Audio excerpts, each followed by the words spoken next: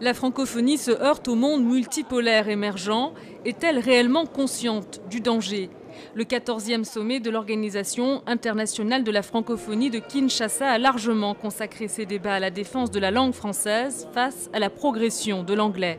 L'avenir de la francophonie est posé, dans les discours pas vraiment, un air de déjà entendu. Qu'est-ce qu'on fait quand on va à un WC? On célèbre la francophonie. On parle des missions de la francophonie.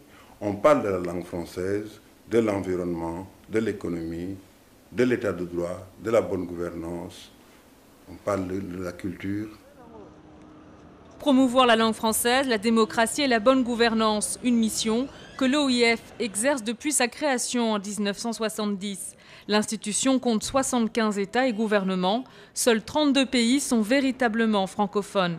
On estime que d'ici 2050, les Africains pourraient représenter 85% des 715 millions de francophones dans le monde. Une vraie manne. Préserver et promouvoir ces acquis, le défi s'annonce rude pour l'OIF. Le Gabon, l'un des plus proches alliés de la France en Afrique, a annoncé l'introduction de l'anglais dans son pays, à l'instar du Rwanda, où le bilinguisme est pratiqué. Mais je pense que la francophonie est une cause d'avenir, est une organisation qui comporte d'ailleurs de plus en plus de pays, ce qui prouve que la langue française se parle toujours davantage, à la fois numériquement et par le nombre de pays que la langue française arrive à convaincre de parler. Et donc, rien que pour cela, nous avons besoin de nous retrouver tous les 2 ans dans des sommets. Que des pays qui ont comme langue première le français, mais qui veulent aussi que leurs enfants soient éduqués dans d'autres langues, le fassent, je les comprends. Parce que le français n'est pas une langue exclusive, c'est une langue qui apporte une exception, une diversité, une pluralité, mais ce n'est pas une langue qui veut écraser les autres.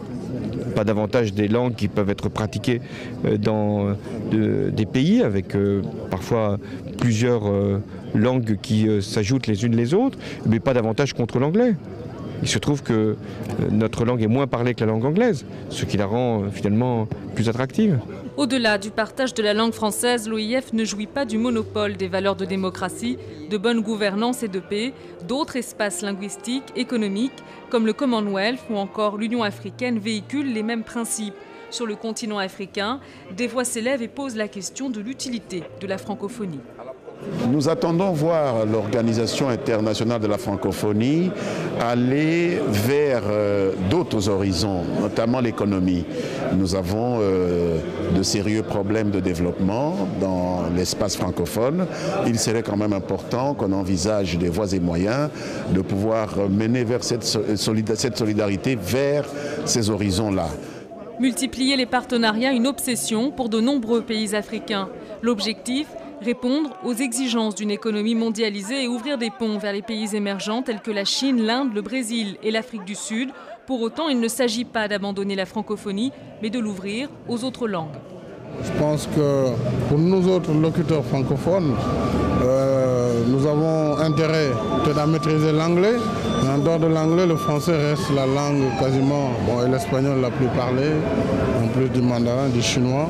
Donc c'est un atout pour le développement. Nous avons intérêt à préserver cet outil, même s'il faut s'ouvrir. Je ne pense pas que le Gabon ait pris cette option. Bon, il est vrai qu'on en parle. Je suis en contact avec les autorités gabonaises. Je pense que tous les pays essaient de développer le multilinguisme. Mais la francophonie reste une référence qu'il faut encourager, qu'il faut soutenir. Et je pense que la francophonie a un avenir. Mais c'est une très bonne chose. C'est une très bonne chose, c'est la diversité. Il faut que les langues vivent. Il ne faut pas que les langues disparaissent parce qu'il y a une langue prédominante, parce qu'à ce moment-là, c'est l'uniformité culturelle et linguistique. Et ça, c'est de l'appauvrissement. Les pays en faveur d'une francophonie ouverte gagnent ainsi du terrain. Cette année, 2 nouveaux États ont rejoint l'OIF, l'Uruguay et le Qatar, des États où la langue française n'est pas majoritaire. Si cette évolution se confirme, pour survivre, l'institution devra sans doute redéfinir son rôle. Qu'elle continue de se déployer dans toutes les activités de notre vie culturelle, politique, administrative, d'engagement pour le développement. Mais la francophonie, comme je l'ai dit, doit se déployer dans beaucoup de domaines, que ce soit sur le terrain, bien sûr, social, de l'éducation, sur le plan de la santé, la question du genre, la jeunesse. Elle doit aussi se déployer pour accompagner les jeunes dans la recherche de l'emploi, pour les entreprises, mais aussi pour faire en sorte que la paix et le dialogue puissent se consolider. Et il faut surtout mettre l'emphase sur le développement économique durable. Le prochain sommet de l'OIF se tiendra dans 2 ans à Dakar au Sénégal. L'avenir de la francophonie, l'affirmation de la langue française comme une langue mondiale seront à nouveau au cœur des débats.